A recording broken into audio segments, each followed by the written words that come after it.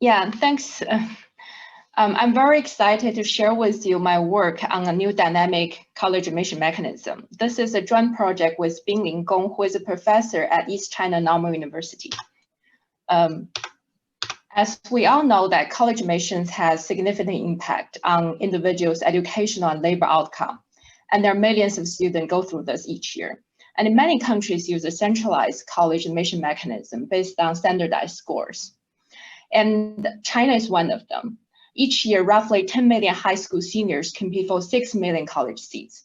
And this is the largest marching market, centralized marching market we know by far.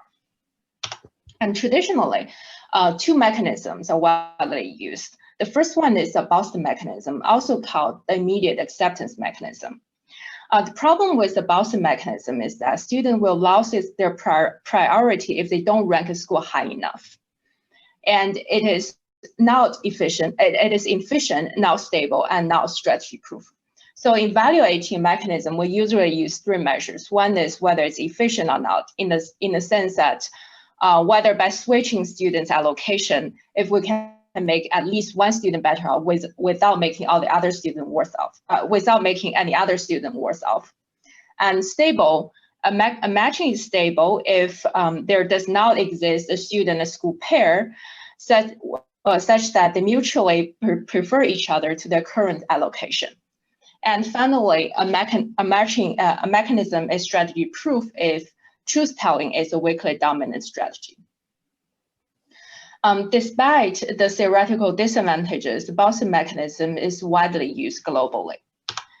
The second widely used mechanism is the deferred acceptance mechanism. Unlike the Boston mechanism, it has very good theoretical properties.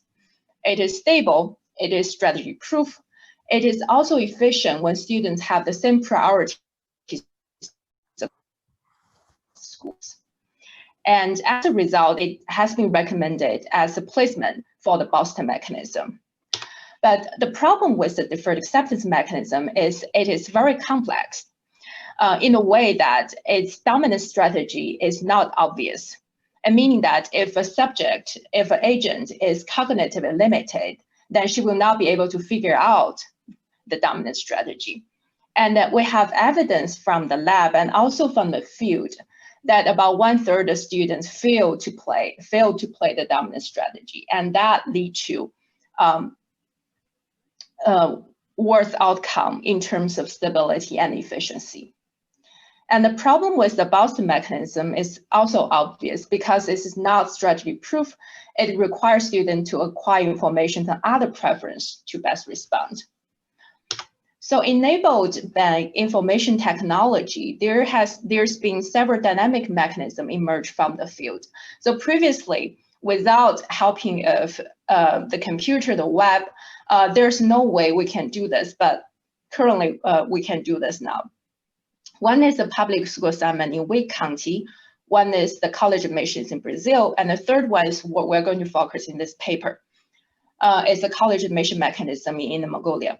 So what I mean by dynamic mechanism is compare with the traditional static mechanism where students submit a complete rank list of their preference and then they get a result.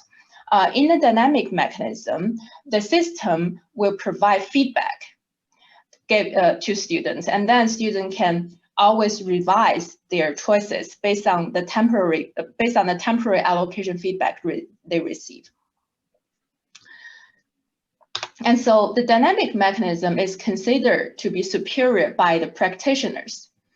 And a field data shows that compared with the year 2007, where the truncated Boston mechanism is used, the retake of the college exam falls from 23% to 7%, and the acceptance rate increased from 91% to 99%. But then, are these dynamic mechanisms really straightforward?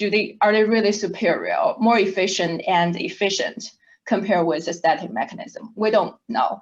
And with these questions in mind, we'll investigate the dynamic mechanism in Mongolia. Okay, so here's an overview of the results. So theoretically, I proved that the dynamic mechanism does not have a dominant strategy. It is almost stable and almost efficient when the revision opportunities are frequent enough. And experimentally, I observed that the dynamic mechanism have behavioral advantage in a complex environment. And I will explain what complex means in my experimental design. And I propose two possible explanations to why it has behavioral advantages. The first one is each stage game under the dynamic mechanism has an obvious strategy proof. It's obviously strategy proof, so it has an obviously dominant strategy. And the second explanation is the number of schools a student need to rank under the dynamic mechanism is only one in each stage game. And that greatly reduces the strategy space. Whereas under DA and Boston, if you're not the highest ranked student, then you always need to consider more schools and how to rank them. So here's some background knowledge about college admissions in China. So students' priorities are determined by their college entrance exam score, and therefore they have the same priority across different colleges. And college admissions are centralized at the province level. And all the other provinces have adapted the parallel mechanism, which is a version of truncated DA. Inner Mongolia is the only province that uses the dynamic mechanism. The story behind is that the person who is in charge of this allocation is a computer scientist. And he came up with this mechanism and he thinks it's super cool and he's very proud of it. So, and Inner Mongolia used to use the truncated Boston. And each year, approximately 190,000 students attend the college entrance exam and go through this process. And this is where Inner Mongolia is located on the map. Let me show you an example of this, a toy example of the online system. So students enter the online system at the same time. In the system, they will see each school, their quota, and the current applicants for each school, as well as their scores, which is their priority. Okay, the student whose score is 652 right now, she is currently outranked in school C because school C only has 2 seats. And then knowing that, she'd better switch to somewhere else. And then if she decides to switch to school A, and then she would temporarily have a seat at school A. She could also decide to switch to school B, where she has a higher priority and the student with score 631 is outranked. And that student might want to revise because she's outranked. And then if she moved to school A, then all students would currently have a seat in the school they're applying. And if the system closes now, this will be the final allocation outcome. Okay, so we'll formally model this game. We model this game using a Poisson process. Each player has its own Poisson arrival, and then it's identical but independent from other players. The reason we model it using a stochastic process is because compared with continuous time, the history of the game under a stochastic arrival is countable. So that makes it more trackable. And compared with modeling it in deterministic arrivals, the stochastic process captures reality in real life. For example, there might be network failure or congestions that prevent students from submitting choices. So therefore, students' total number of chances to submit their choices may not be deterministic. Because of time, I'm not going to go into the detail of the modeling, but I'll go through the 3 main definitions that we'll use. The first one is we define best school available for student I at time t. This is the highest ranked school on player I's preference list, which she could temporarily have a seat. And then we define myopic best responding strategy. A player is playing myopic best responding strategy if she always selects her best school available at each arrival. And then we define a slightly different concept, which is truth-telling strategy. A player is playing truth-telling if at the rivals she make a revision, she choose the best school available. So the difference between the truth-telling strategy and myopic best response is that for truth-telling strategy, we don't track every arrivals. We only look at the arrivals when player make a revision. So the reason we define it this way is to account for inattention. So because it is in practice, it's not feasible for anyone to keep track of information set at each arrival and then respond at each arrival. So in a lab, if we observe someone not acting at some time, we simply cannot tell whether this person decide not to react for strategic reason, or it is just simply due to not paying attention. And we have two main theoretical results. The first one is, when the rivals are frequent enough, the stable and efficient outcome arises almost certainly. This is very intuitive. Let me walk you through the intuition. So think about the student who has the highest priority. She has a dominant strategy, which is to select her most preferred school at her first arrival and just stay there. And knowing that this is her dominant strategy, the student who has the second highest priority would choose her most preferred school, her best school available after the first student made her choice. And for the third student, she would wait for the first two students made their choice and then choose the best school available. So as long as we have a sequence of arrivals at the same order of the rankings of players, then we'll reach the stable and efficient outcome under this game. And so this implies that we would expect the dynamic mechanism performs worse than DA, but better than Boston in terms of stability. And in terms of efficiency, because both DA and Boston are efficient in this environment, we would expect the dynamic mechanism perform worse. And our second main theoretical result is that there isn't a dominant strategy under the dynamic mechanism. It is also very intuitive. If the high-ranked players, suppose the high-ranked players play a random strategy, and then the lower-ranked players basically have no best response. So the lower-ranked player will try to wait till the end to choose a school, but then they also don't know how many rivals they will have. And then because DA is strategy proof, we expect to see higher proportions of truth-telling under DA than both dynamic and Boston. So in practice, because there are a large number of students, the province also divides students into different score groups and assign different ending time to them. A higher score group would exit the system first, earlier. The ending time of a higher score group is always earlier than the ending time of a lower score group.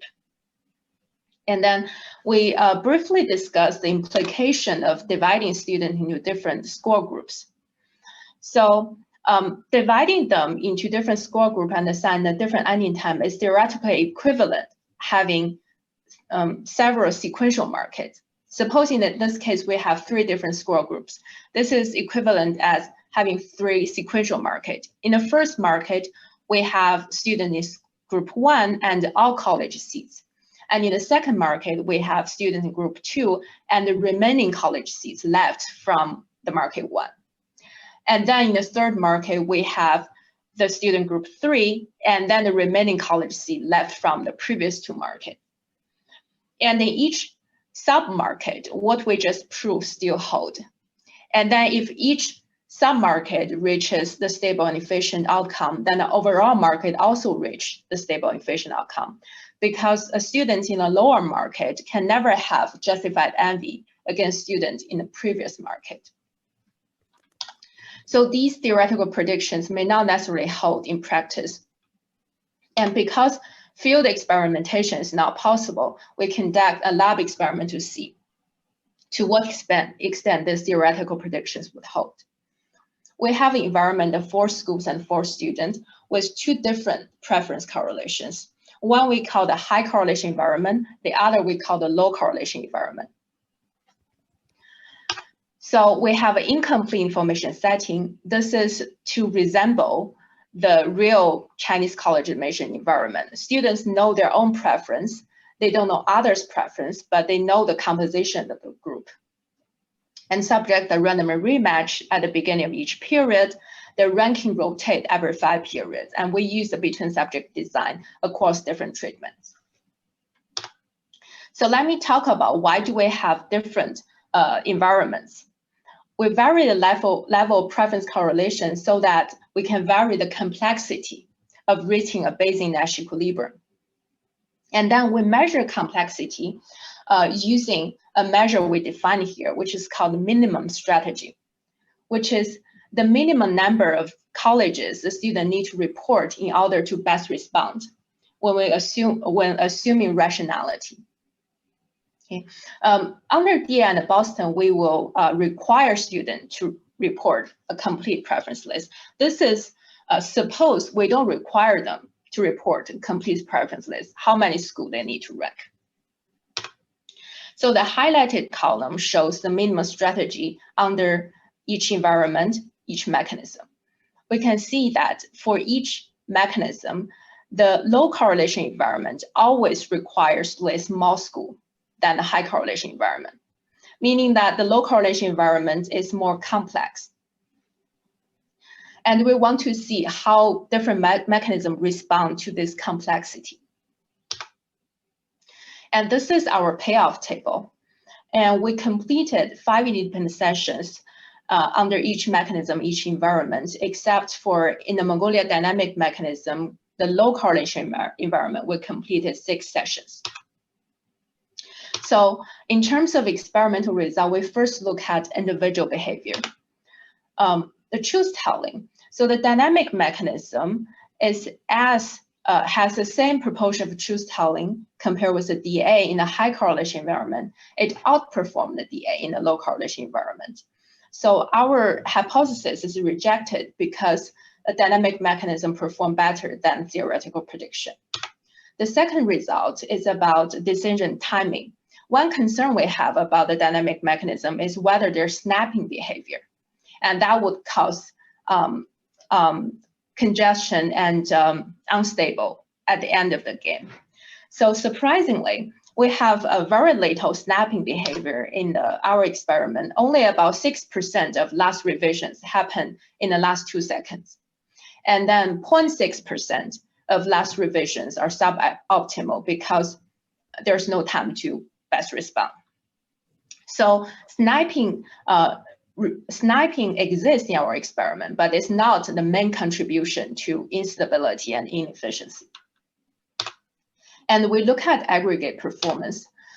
The third result is about stability. We measure stability using the proportion of justified envy. The higher the proportion of justified envy, the lower stability. Both DA and dynamic perform relatively well in terms of stability, but the DA still performs slightly better than the dynamic in a high correlation environment. And there's no difference between the two in the low correlation environment. And we also observe a strong learning effect for the dynamic mechanism in the low correlation environment. And our last result is about efficiency, where we predicted that the dynamic mechanism would perform the worst in terms of efficiency. It is the case in the high correlation environment. In the low correlation environment, the dynamic is as efficient as the Boston mechanism, which outperformed the theoretical prediction. We tracked down what is the reason of low efficiency. We found it's because their students not allocated under the dynamic mechanism. And why are they not allocated? Our experimental data shows that students are not revising enough when there's still time left, and we attribute that to inattention. And a random matching between the unallocated student and unfilled seat would increase the efficiency of the dynamic mechanism to the same level as DA. And so here is a very brief summary of the result. So we saw that in the low complexity environment, the dynamic mechanism performed exactly as was theory predicted. And in a high complexity environment, the dynamic mechanism performed better than theoretical prediction. It is as stable as DA, and it can also be as efficient as DA with random rematching in the end. And it has higher truth telling than both of them. And so, sorry, just you're at the 1 minute mark. Yeah, so this is my last slide. And so we observed that the dynamic mechanism has behavioral advantages in the high complexity environment. And we propose 2 potential explanations for this. And we also have clear policy implications. So the dynamic mechanism can be a good substitute for DA in complex environment. And if we're going to use the dynamic mechanism, then we'd better to have some practice runs because we saw there's learning effect. And we can also use random matching in the end to remedy for the low efficiency. Yeah. I saw there are a question in the chat. I can either take them now or after Dorothea finished the discussion and then take these questions. Well, I think what we'll do is we'll have Dorothea do the discussion. Thank you for a very good talk, by the way. I'll have Dorothea to go through her discussion. When that's done, we'll take first questions for Yingzhi's talk. And then if people want to stay after, we can open up and have some discussion and questions about all 3 of the talks. Okay. But first the discussion, please. Okay.